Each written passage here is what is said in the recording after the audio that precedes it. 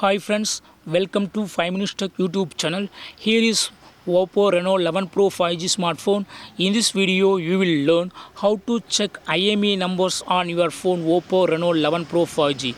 First of all, in your phone, go to the dialer. Go to dialer. That is phone. And here, go to this dialer option and numbers will be displaying. Here type *#06# and IMEI numbers will be showing. Two IMEI numbers are showing. Click on OK. And now you have other way to check IMEI numbers on your phone. What you have to do is go to the settings of your phone here, then go to about device, and here click on status, and you will find IMEI for SIM slot 1 and IMEI for SIM slot 2.